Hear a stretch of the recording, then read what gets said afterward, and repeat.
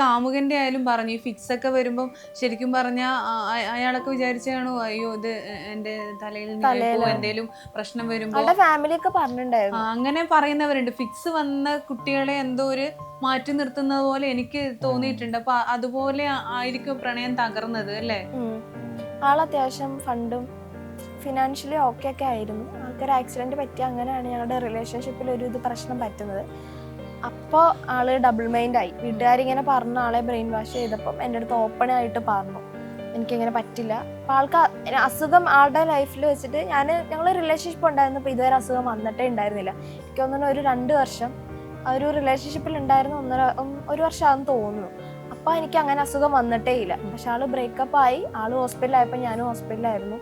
അങ്ങനെ ഞാൻ കോമയിലൊക്കെ ആയിരുന്നു. അപ്പം ഇങ്ങനെ ഫ്രണ്ട്സൊക്കെ പറഞ്ഞിട്ടുണ്ടെന്ന് തോന്നുന്നു ആളുടെ അടുത്ത്. ആളിങ്ങനെ വയ്യാണ്ട് ഹോസ്പിറ്റലാണെന്ന് പറഞ്ഞപ്പോൾ അതൊക്കെ വെറുതെ ആണ്, കള്ളത്തരാന്നൊക്കെ പറഞ്ഞു. പിന്നെ നേരിട്ട് കണ്ടപ്പോൾ എൻ്റെ അടുത്ത് ഇങ്ങനെ പറഞ്ഞു, ഹോസ്പിറ്റലിൽ നിന്ന് വന്ന് പിറ്റേ ദിവസം കാണണമെന്ന് പറഞ്ഞിട്ട് എൻ്റെ അടുത്ത് പറഞ്ഞു എനിക്ക് പറ്റില്ല ഈ റിലേഷൻഷിപ്പ്, എൻ്റെ വീട്ടിൽ സമ്മതിക്കുന്നില്ല, നാളെ നിൻ്റെ കൂടെ ഞാൻ വന്നു കഴിഞ്ഞാൽ അതെനിക്കൊരു ഭയങ്കര പ്രശ്നമാകും എന്ന് പറഞ്ഞു. അതെനിക്ക് ഭയങ്കര ഒരു പ്രശ്നമായിരുന്നു. അന്ന് ഞാൻ ആ ഒരു ടൈമിൽ ബ്ലഡ് വായിന്നും മൂക്കിൽ നിന്നും വന്ന് കുഴഞ്ഞു വീണ് ഇതായി.